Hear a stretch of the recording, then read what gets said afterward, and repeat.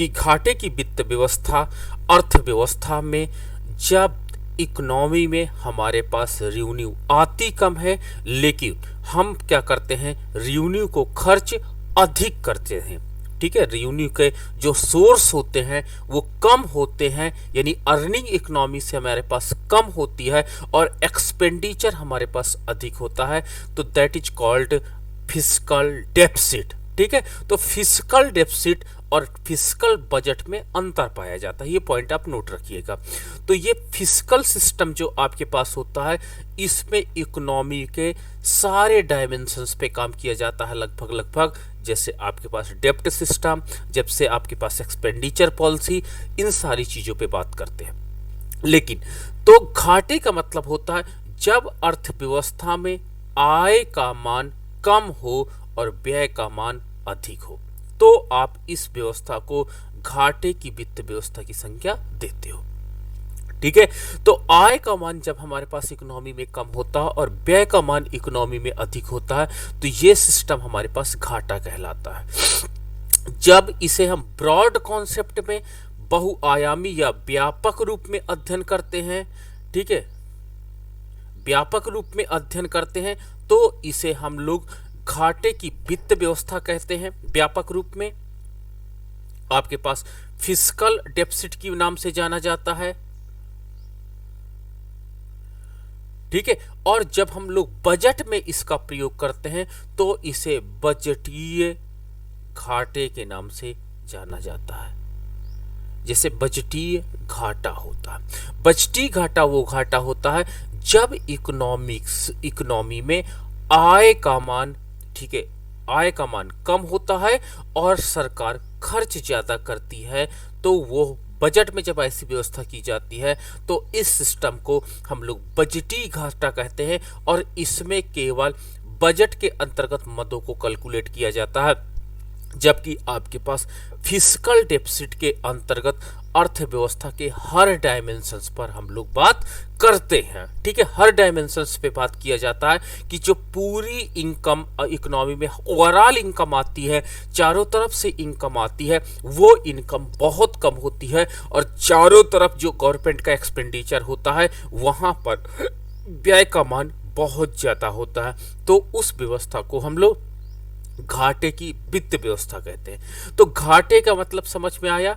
Deficit. Deficit का मतलब सीधा होता है कि जब आपके एक्सपेंडिचर का मान ज्यादा हो और इकोनॉमी में, और इनकम का मान कम हो, आपको इकोनॉमी में इनकम कम आए, रेवेन्यू कम जनरेट हो, लेकिन एक्सपेंडिचर का मान अगर अधिक हो, तो इस प्रकार की व्यवस्था को फिस्कल डेफिसिट की संज्ञा दी जाती है। इसके पूर्व हमने इन्फ्लेशन में आपके साथ स्टडी किया था। इन्फ्लेशन में मैंने आपको ये बताया था कि मनी को, जो सप्लाई ऑफ मनी थी, मुद्रा की पूर्ति थी, इसको लेकर के जो अर्थशास्त्री थे बड़े आशावादी थे, और उन्होंने मुद्रा के बहुआयामी रोल को एक्सेप्ट किया, यानी money playing the significant multidimensional significant role economy में अदा करती है फॉर इकोनॉमिक डेवलपमेंट पर्पज के लिए। तो मुद्रा एक विशेष रूप से विशेषता रखती है कि ये इकोनॉमी में डेवलपमेंट एजेंट के रूप में वर्क करती है, और ये कीन्सियन कॉन्सेप्ट को वहां से उठाया गया और उसके आधार पर मुद्रा की पूर्ति को घाटे के माध्यम से अधिक करने की बात की गई कि अगर अर्थव्यवस्था में घाटा भी हमको मुद्रा की पूर्ति बढ़ाने के लिए उठाना पड़े तो कोई प्रॉब्लम नहीं है, आप लोगों के हाथ में ज्यादा से ज्यादा मनी प्रोवाइड कीजिए। ये मनी क्या करेगी, इकोनॉमी में इनकम जनरेट करेगी, और ये इनकम क्या करेगी, इकोनॉमी में डिमांड जनरेट करेगी, और यही डिमांड आपके पास प्राइस के रूप में कन्वर्ट हो जाएगा, इन्फ्लुएंस प्राइस के रूप में आपको दिखाई पड़ेगा, और यही प्राइस प्रोड्यूसर के प्रॉफिट के रूप में कन्वर्ट कर देगा, और ये प्रॉफिट इन्वेस्टमेंट को इनहेंस करेगा, और इन्वेस्टमेंट अगर इकोनॉमी में बढ़ेगा तो आप समझ सकते हो कि इससे एम्प्लॉयमेंट और इनकम जनरेट होगी। अब इसके डिमेरिट्स क्या हैं कि इकोनॉमी में जो प्राइस राइज होता है, ये एक तरफ तो प्रॉफिट बढ़ाता है, दूसरी तरफ इकोनॉमिक इनइक्वालिटी को भी बढ़ाता है। ये पॉइंट आपको नोट रखना पड़ेगा। लोगों की क्रय शक्ति भी कम करता है। लोगों के जो आपके कंज्यूमर है उनकी परचेजिंग पावर को भी डिक्लाइन करता है। तो ये कई प्रॉब्लम्स जनरेट करता है। जो प्राइस आप कमोडिटी का प्राइस राइज होता है। तो घाटे की वित्त व्यवस्था एक प्रकार से इकोनॉमी को अनबैलेंस करने की प्रक्रिया है, और अनबैलेंस करने के परिणाम स्वरूप हम पुनः एक संतुलन बिंदु से दूसरे संतुलन बिंदु पर पहुंच जाते हैं। उस प्रक्रिया है एक प्रकार से इकोनॉमी को झटका देना। ठीक है, एक झटका देने का मतलब यह होता है इकोनॉमी में को क्या करते हैं, जो ऑटो मोड पर इकोनॉमी पड़ी है उसको एक प्रकार से शॉक देना होता है, ताकि इकोनॉमी अचानक तेजी से प्रोग्रेस पाथ पे चल पड़े। अगर हम बात करते हैं कि घाटे की वित्त व्यवस्था क्या होती है और इसके क्या उद्देश्य होते हैं, तो जब कभी सरकार की आय उसके द्वारा किए जाने वाले व्यय से कम हो जाए, यानी व्यय का मान क्या हो जाए, जो व्यय का मान है वो अधिक हो जाए तथा आय का मान कम हो जाए। तो जो उसकी आय है उसका मान कम हो जाए और व्यय का मान अधिक हो जाए, तो बजट में इस प्रकार के घाटे को पूरा करने के लिए जो व्यवस्था अपनाई जाती है उसे घाटे की वित्त व्यवस्था कहते हैं। यानी घाटे की वित्त व्यवस्था के अंतर्गत जब आपका टारगेट ये होता है कि इकोनॉमी में व्यय का मान अधिक हो, और व्यय करने के लिए आपको क्या चाहिए, मनी चाहिए। तो ये मनी आएगी कहां से, तो जब इस प्रकार का सिस्टम अपनाया जाता है तो इसे हम लोग घाटे की वित्त व्यवस्था की संज्ञा देते हैं। ठीक है, इसी को आप हीनार्थ प्रबंधन कहते हो। ठीक है, हीनार्थ प्रबंधन के नाम से जाना जाता है। ये पॉइंट आपको नोट करना है कि हीनार्थ जो प्रबंधन होता है, हीनार्थ प्रबंधन का प्रयोग सबसे ज्यादा इकोनॉमी में वर्ड का प्रयोग किया जाता है। इसका मतलब होता है फिस्कल डेफिसिट। इसका मतलब फिस्कल डेफिसिट होता है, हीनार्थ प्रबंधन के नाम से जाना जाता है। जब अर्थव्यवस्था में आय का मान कम हो तथा व्यय का मान अधिक हो, तो आय के मान कम होने के परिणाम स्वरूप तथा व्यय के मान अधिक होने के परिणाम स्वरूप सरकार को एक्स्ट्रा मनी की व्यवस्था करनी पड़ती है। और जब सरकार एक्स्ट्रा मनी की व्यवस्था करती है तो इस प्रकार की व्यवस्था को हम लोग हीनार्थ प्रवर्धन या घाटे की वित्त व्यवस्था के नाम से जानते हैं। घाटे की वित्त व्यवस्था को 3 प्रकार से पूरा किया जाता है। ये पॉइंट आपको नोट करना पड़ेगा कि जो आपने घाटा इकोनॉमी में दिखाया है ये मनी कहां से आएगा, तो ये 3 प्रकार से इसको पूरा किया जाता है। पहला हमने बताया ना, कीन्स के सिस्टम को अपनाया जाता है और नए नोट छाप करके, क्योंकि अब इकोनॉमी में नोट छापने की कोई बाध्यता नहीं रह गई है। जब नोट छापने की बाध्यता नहीं रह गई है तो इकोनॉमी में आप 200 करोड़ रुपए का गोल्ड एवं फॉरेन सिक्योरिटी रख करके चाहे जितनी नोट चाहो छाप सकते हो। तो पहला तरीका ये गवर्नमेंट अपनाती है कि इकोनॉमी में नई नोट को प्रिंट करती है और उसके माध्यम से जो अतिरिक्त व्यय आता है इस व्यय को संपन्न करती है। तो पहला तरीका होता है कि नए नोट छाप करके। दूसरा घाटा कैसे पूरा करती है, दूसरा तरीका ये होता है कि विदेशी ऋण लेकर के। ठीक है, तो दूसरे तरीके से क्या होता है कि जब आप इकोनॉमी में व्यय का मान तेजी से बढ़ाना चाहते हो आय की अपेक्षा, तो आप विदेश से लोन लीजिए और उस लोन के माध्यम से अपने इस खर्च को संपादित कीजिए। और तीसरा तरीका होता है आंतरिक ऋण लेकर के। जब आप घरेलू बाजार से लोन लेते हैं और उसके माध्यम से इकोनॉमी में क्या करते हैं, खर्च को बढ़ा देते हैं, तो इस प्रकार सरकार घाटे की वित्त व्यवस्था के अंतर्गत जो जिसे हम कहते हैं जब अर्थव्यवस्था में आय की अपेक्षा व्यय अधिक करना चाहती है सरकार, तो इसे हम लोग घाटे की वित्त व्यवस्था कहते हैं। और घाटे की वित्त व्यवस्था के अंतर्गत जो रुपीज की समस्या होती है उसको 3 तरीके से सॉल्व करती है। पहला नए नोट छाप करके, दूसरा विदेशी ऋण ले करके और तीसरा आंतरिक ऋण ले करके। ठीक है, तो 3 प्रकार के आपके पास तरीके होते हैं जिससे हम लोग अपने एक्सपेंडिचर को पूरा करते हैं। और मैं आपको बता दूं कि अगर इकोनॉमी में जितनी इनकम आती है, ठीक है, आय अगर मैं उतना व्यय करने लगूं तो ये घाटे की वित्त व्यवस्था ना हो करके बैलेंस आपके पास बजट सिस्टम होगा। बैलेंस बजट सिस्टम होगा कि यानी जितनी आपके पास इनकम है उतना ही आप व्यय करना चाहते हो, तो ये एक प्रकार से बैलेंस बजट सिस्टम के नाम अंतर्गत जाना चाहेगा। लेकिन अगर आपके पास आय का मान कम है तथा व्यय का मान ज्यादा है तो इसे हम लोग डेफिसिट बजट की संज्ञा देते हैं। ठीक है, डेफिसिट बजट के नाम से जाना जाता है। और अगर इकोनॉमी में आय का मान ज्यादा है और व्यय का मान कम है, आय का मान ज्यादा है तथा व्यय का मान कम है, तो इसे हम लोग सरप्लस बजट की संज्ञा देते हैं।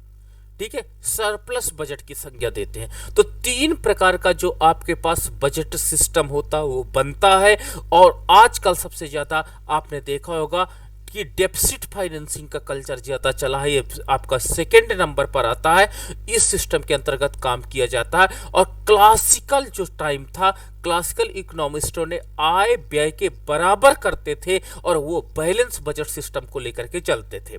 ठीक है, इस सिस्टम में कहते थे इकोनॉमी इक्विलिब्रियम में बनी रहेगी। और जो आपका डेवलपिंग कंट्री है, डेवलपिंग कंट्री मैंने देखा कि डेवलपिंग कंट्री जो भी होते हैं वहां पर जो आपका बजट सिस्टम होता है वो बजट सिस्टम आपका डेफिसिट बजटिंग मैंने ज्यादा पाया है। और जो आपके डेवलप्ड कंट्री होते हैं, डेवलप्ड कंट्रीज होते हैं, वहां पर सरप्लस बजट का कल्चर ज्यादा पाया जाता है। वहां पर जितनी इनकम आती है उससे कम खर्च किया जाता है, क्योंकि वो लोग ऑप्टिमाइजेशन के स्टेज पर पहुंच चुके हैं। और जब कोई देश ऑप्टिमाइजेशन के स्टेज पर पहुंच चुका होता है तो वो इन्फ्लेशन से क्यों प्रॉब्लम जनरेट करे, क्योंकि आप जानते हो कि घाटे के बजट के द्वारा अर्थव्यवस्था में इन्फ्लेशन जैसी समस्या आती है और ये इन्फ्लेशन इकोनॉमी को प्रॉब्लम जनरेट करती है। तो इस प्रकार डेवलप्ड कंट्री में आप वो इन्फ्लेशन को चाहते हैं नहीं मोटिवेट, मतलब इन्फ्लुएंस को नहीं लाना चाहते हैं। ठीक, इन्फ्लेशन क्योंकि इकोनॉमी में लोगों की परचेजिंग पावर को डिक्लाइन करता है, इसलिए वहां पर सरप्लस बजट का कल्चर ज्यादा है। ठीक है, लेकिन डेवलपिंग कंट्री में प्रोफेसर कीन्स ने कहा था कि जब तक आप फुल एम्प्लॉयमेंट स्टेज पर नहीं पहुंच जाते हो तब तक आपको जो भी बजट सिस्टम अपनाना पड़ेगा वो आपको डेफिसिट बजटिंग का कॉन्सेप्ट अपनाइए। डेफिसिट बजटिंग पे आपको थोड़ी सी प्रॉब्लम तो होगी कि इकोनॉमी में एक्सपेंडिचर का मान आपको बढ़ाना है और इनकम का मान आपको जितनी इनकम आ रही है उससे ज्यादा अधिक खर्च करना है इकोनॉमी में।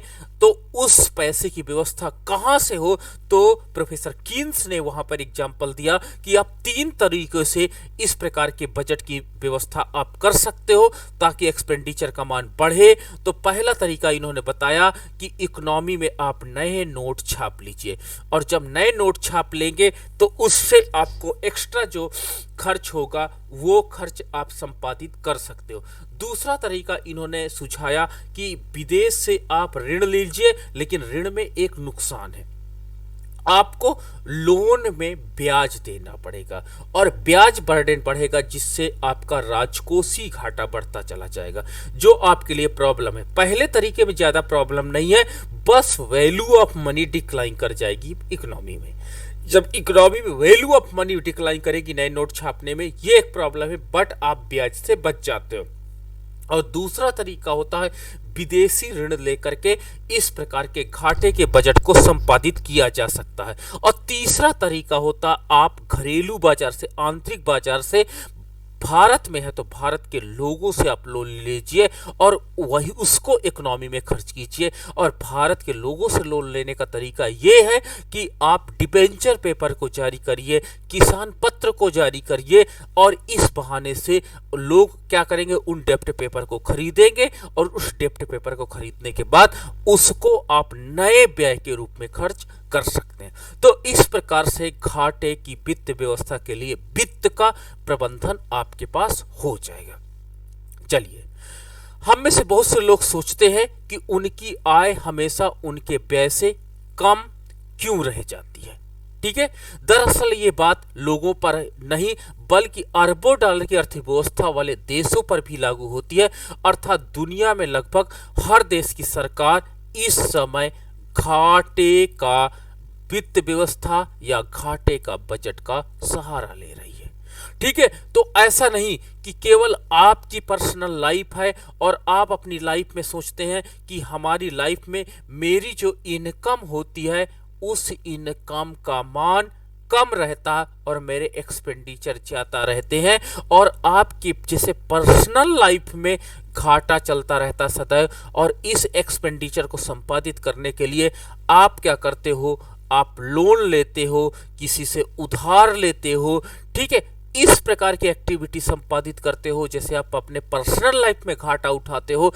उसी प्रकार ये वर्ल्ड इकोनॉमी में जितनी भी कंट्रीज हैं वो भी डेफिसिट फाइनेंसिंग की बात करते हैं, और वो भी कहीं ना कहीं से उधार लेकर के काम करते हैं। बस इनके पास एक पावर अधिक होती है कि ये न्यू करेंसी को पब्लिश कर सकते हैं। और मैंने बोला क्वाइन इकोनॉमी की अगर बात करता हूं तो क्वाइन इकोनॉमी फिजिकल डेफिसिट में एक इंपॉर्टेंट रोल अदा करता है। क्यों? क्योंकि मैंने बताया था कि क्वाइन को गवर्नमेंट ऑफ इंडिया प्रेस में डालती है, तो ये भी घाटे की वित्त व्यवस्था के लिए बहुत सरल तरीका माना जाता है। घाटे की वित्त व्यवस्था का मतलब जब कभी सरकार की आय उसके द्वारा किए जाने वाले व्यय से कम हो जाती है तो बजट में इस प्रकार के घाटे को पूरा करने के लिए जो व्यवस्था अपनाई जाती है उसे हम लोग घाटे की वित्त व्यवस्था या हीनार्थ प्रबंधन कहते हैं। घाटे की वित्त व्यवस्था तीन प्रकार से मैंने अभी आपके साथ डिस्कस किया जाता है। नए नोट छाप करके, विदेशी ऋण लेकर के from the developed countries and international institutes. जरूरी नहीं कि किसी देश से ही हम ले, जितने आपके पास वर्ल्ड लेवल के इंस्टीट्यूट हैं such as world bank, such as international monetary fund, such as UNCTAD, इन कंट्रीज से भी आप लोन ले करके आप अपने डेफिसिट फिजिकल डेफिसिट को पूरा कर सकते हैं, उस प्रकार के व्यय को चला सकते हैं। आंतरिक ऋण लेकर के या देश की जनता से ऋण लेकर के।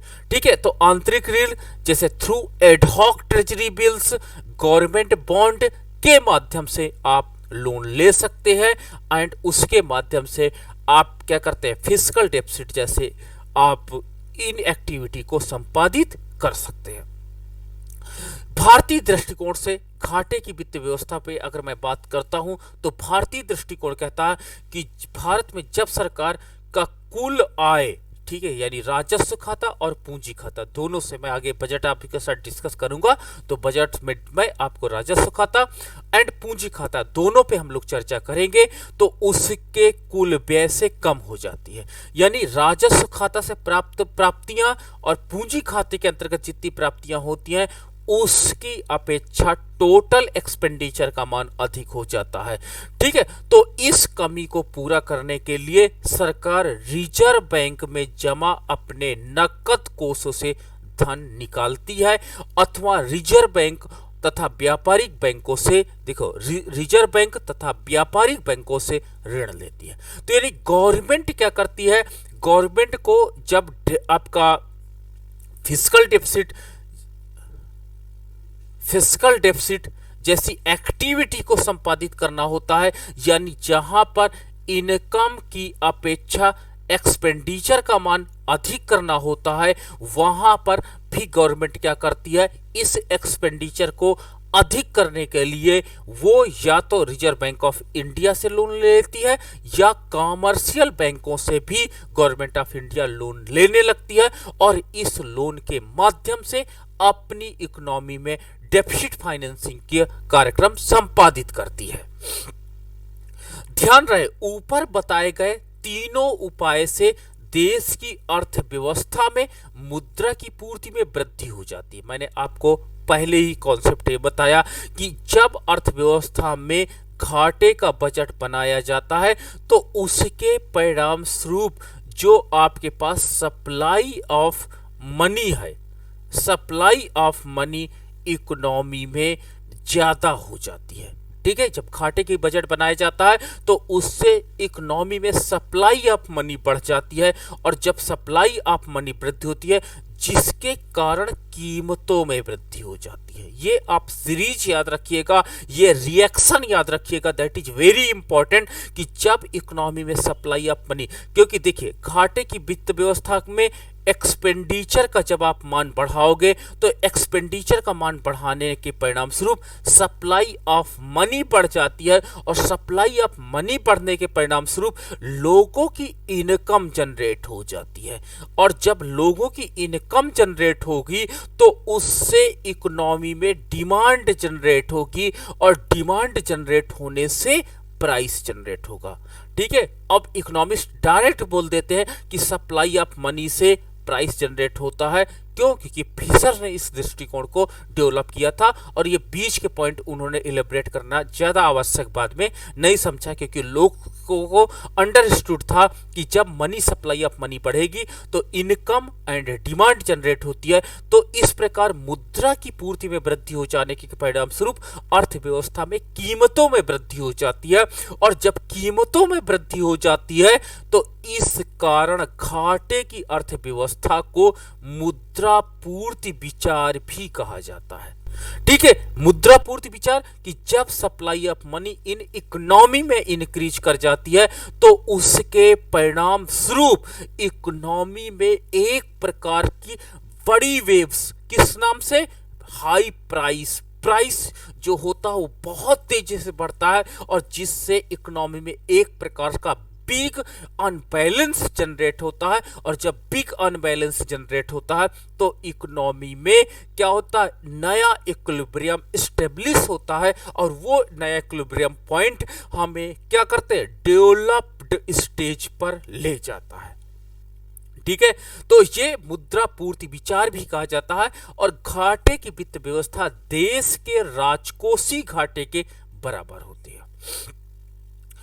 घाटे की वित्त व्यवस्था जब भी हम अपने कंट्री में इंप्लीमेंट करते हैं उसके निम्न उद्देश्य होंगे। The purpose of the fiscal deficit या डेफिसिट फाइनेंसिंग क्या है ये देखते हैं।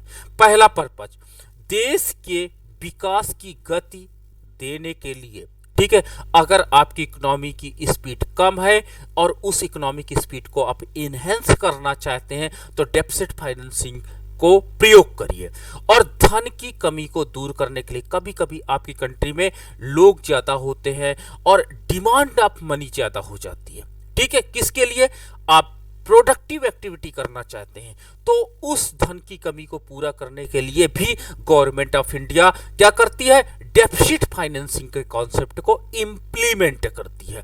तो दो आपके उद्देश्य पूरा होते हैं, पहला विकास को गति देने के लिए, और दूसरा धन की कमी को पूरा करने के लिए इसको इंप्लीमेंट किया जाता है। दूसरा पॉइंट, मंदी काल में देश में व्याप्त बेरोजगारी से छुटकारा पाने के लिए हम लोग डेफिसिट फाइनेंसिंग का प्रयोग करते हैं।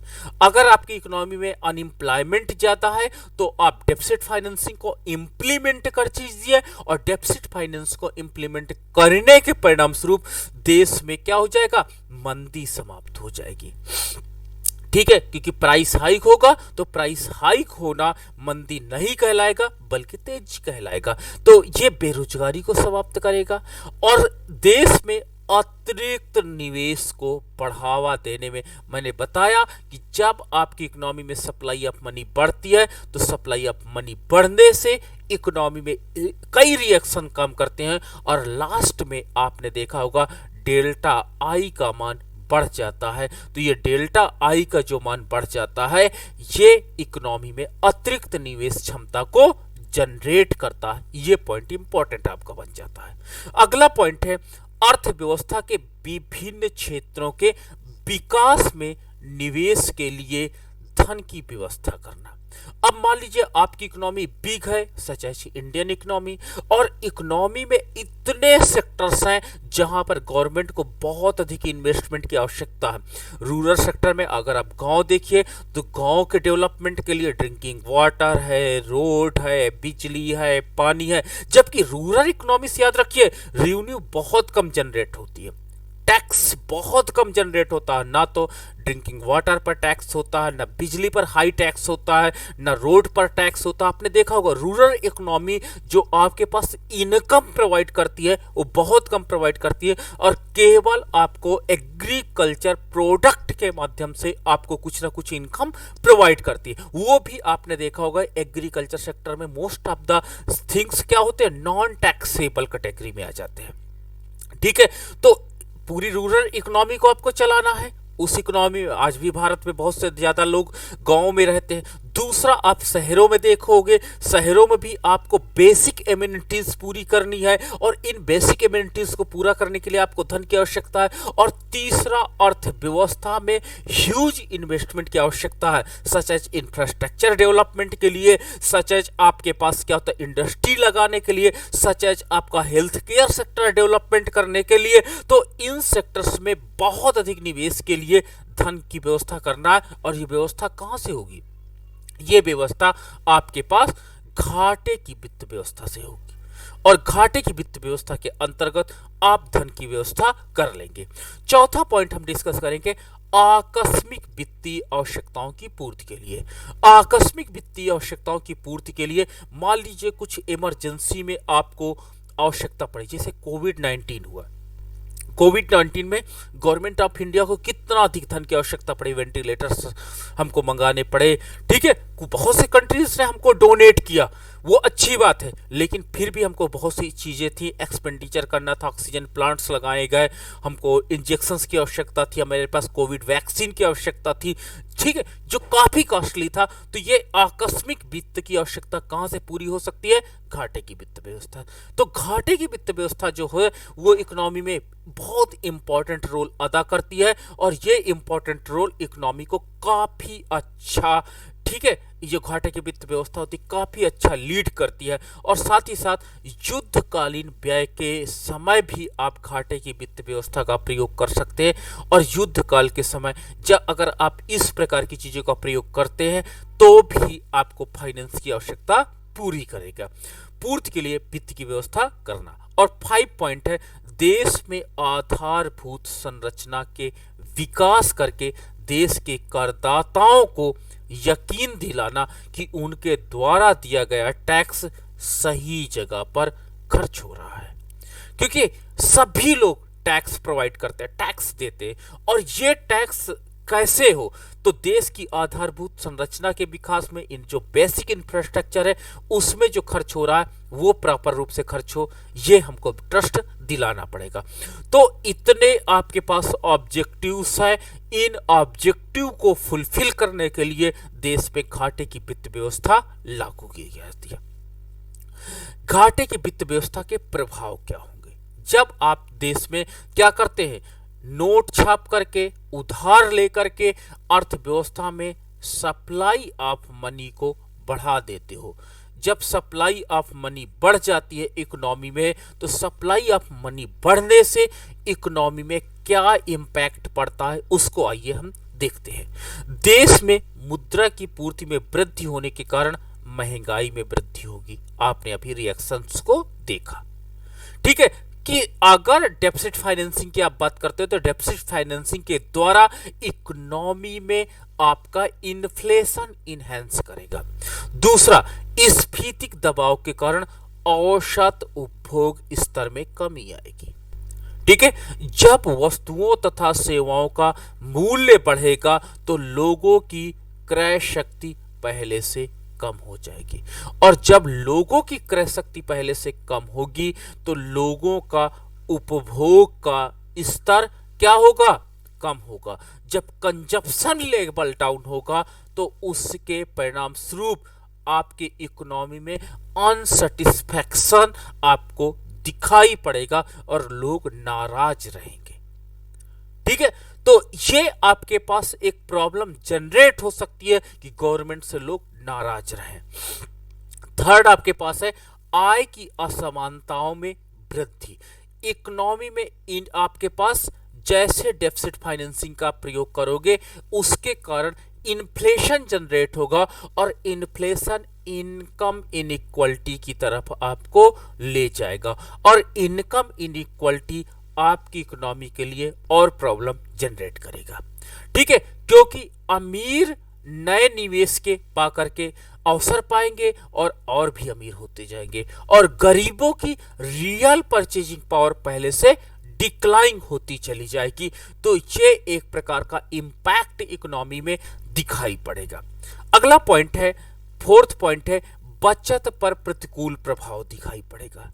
बचत पर प्रतिकूल प्रभाव का मतलब होता है कि जब इकोनॉमी में इन्फ्लेशन होगा, प्राइस राइज होगा, तो प्राइस राइज होने के परिणाम स्वरूप इकोनॉमी में आप कंजप्शन पर ज्यादा खर्च करोगे। जब कंजप्शन पर ज्यादा खर्च करोगे तो आपकी सेविंग्स उतनी ज्यादा नहीं होगी, बल्कि सेविंग्स डिक्लाइन करने लगेगी, जिससे अर्थव्यवस्था में जब सेविंग्स का मान कम होगा तो पूंजी निर्माण की दर भी कम होती चली जाएगी, और जब पूंजी निर्माण की दर कम होगी तो इकोनॉमी में डेवलपमेंट कैसे होगा? या तो आप विदेशी पूंजी लीजिए, और विदेशी पूंजी आप कितना इंपोर्ट करेंगे, तो आपको ये भी इम्पैक्ट जो इकोनॉमी में दिखाई पड़ेगा, इनके लिए आपको रेडी रहना होगा। अगला पॉइंट है कि बचत की जो आपके पास प्रतिकूल प्रभाव है और घाटे की वित्त व्यवस्था मुद्रास्फीति की ओर ले जाती है, और मुद्रास्फीति स्वैच्छिक बचत की आदत पर प्रतिकूल प्रभाव डालती है। ये पॉइंट आपका एक बहुत इंपॉर्टेंट पॉइंट बन जाता है।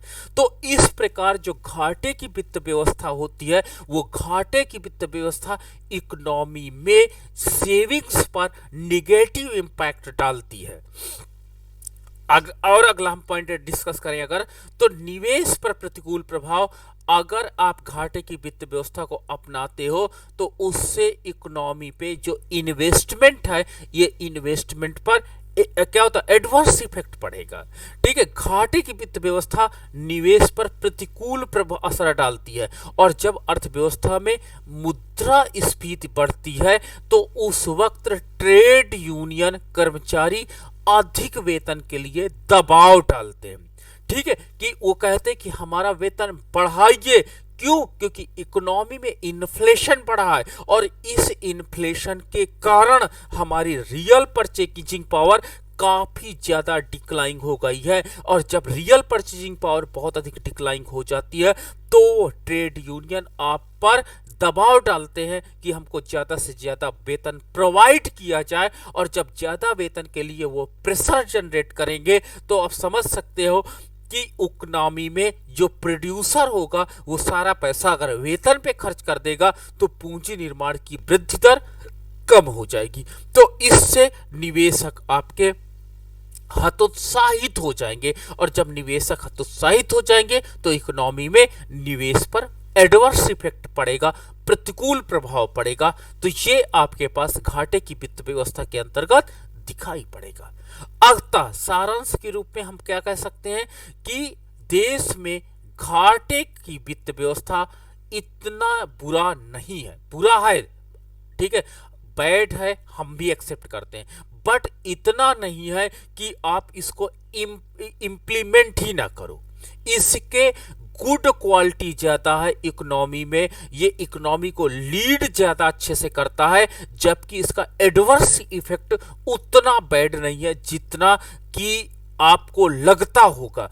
इसलिए घाटे की वित्त व्यवस्था जैसा टूल्स, मैं इसको टूल्स कहता हूं, उपकरण जो इकोनॉमी में आपको इंप्लीमेंट करना चाहिए, और इससे इकोनॉमी आपकी अनबैलेंस होती है, इकोनॉमी में उछाल आता है, और हम एक संतुलन पॉइंट से दूसरे संतुलन पॉइंट पर पहुंच जाते हैं। नेशनल इनकम आपकी बढ़ जाती है, आपके देश में एम्प्लॉयमेंट बढ़ जाता है, और इसलिए इसको डेवलपमेंट टूल्स के रूप में वर्तमान देश में विकासशील देश इसका प्रयोग बहुत तेजी से कर रहे हैं।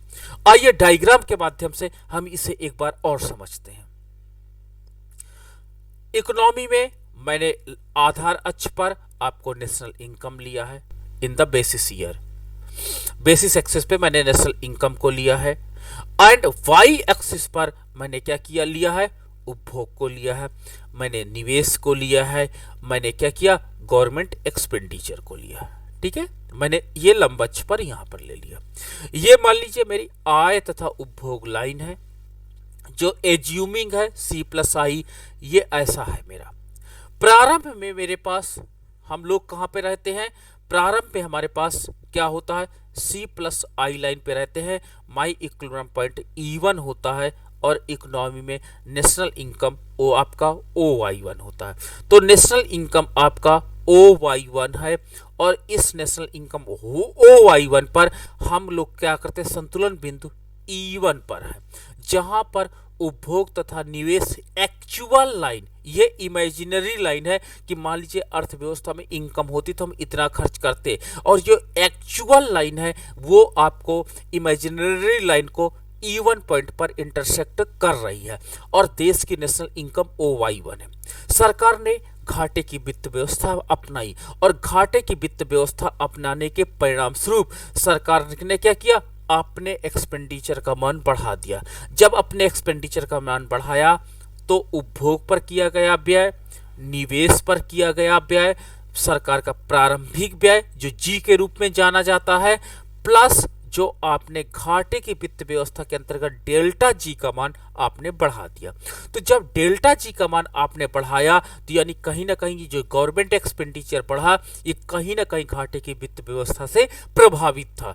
और जब घाटे की वित्त व्यवस्था के परिणाम स्वरूप देखिए ये लाइन आपके पास इतना पोर्शन डेल्टा जी का मान ऊपर की ओर बढ़ जाता है, और जब ऊपर की ओर बढ़ जाता है तो नया संतुलन बिंदु आपका E2 हो जाता है, और नया संतुलन बिंदु E2 हो जाता है तो उसके परिणाम स्वरूप इकोनॉमी में नेशनल इनकम आपकी बढ़ करके आपके पास OY1 से बढ़ करके OY2 हो जाती है। तो गवर्नमेंट एक्सपेंडिचर का मान देखिए डेल्टा जी जो आपके पास इतना बढ़ा, ये गवर्नमेंट एक्सपेंडिचर बढ़ा और उससे आपकी नेशनल इनकम कुछ इतनी बढ़ गई डेल्टा वाई के बराबर। ठीक है, तो नया संतुलन बिंदु देखिए E1 से हम कहां पर आ जाते हैं, E2 पॉइंट पर आ जाते हैं। तो इकोनॉमी देखिए आपकी बूस्ट कर गई, आपकी इकोनॉमी ग्रोथ पथ पर ऊपर आ गई, और सरकार फिर से घाटे की वित्त व्यवस्था अपना ले तो शायद ये डॉटेड के रूप में मैं दिखा रहा हूं और ऊपर चली जाएगी, और संतुलन बिंदु कहीं पर यहां पर E3 के रूप में आ जाएगी। तो इस प्रकार नेशनल इनकम आपकी इनहेंस होकर के Y3 हो जाएगी। तो इकोनॉमी में जितना डेल्टा जी का मान आप बढ़ाते चले जाओगे, इकोनॉमी में डेल्टा वाई का मान उतना बढ़ता चला जाएगा। तो ये जो डेल्टा जी बढ़ाने की परंपरा है, ये कहीं ना कहीं घाटे की वित्त व्यवस्था है, जिसके माध्यम से सरकार अपनी आय को मतलब व्यवस्था करती है, और उसको मतलब व्यय के लिए आय की व्यवस्था करती है और उसको खर्च करती है, जिससे आपकी इकोनॉमी क्या करती है, एक पॉइंट से दूसरे पॉइंट और दूसरे पॉइंट से तीसरे पॉइंट पर जाती मतलब पहुंच जाती है। इस प्रकार हम घाटे की वित्त व्यवस्था का इम्पैक्ट इकोनॉमी में देख सकते हैं, और घाटे की वित्त व्यवस्था को सबसे अच्छा उदाहरण है आपका घाटे का बजट। घाटे का बजट में आपने देखा होगा बजटीय घाटा आपको हर साल दिखाया जाता है, ये इसी इफेक्ट को जनरेट करने के लिए, ताकि इकोनॉमी में हम इक्विलिब्रियम पॉइंट E1 से E2 पर एंड E2 से E3 पर इस प्रकार क्रम से ऊपर की ओर बढ़ते चले जाएं।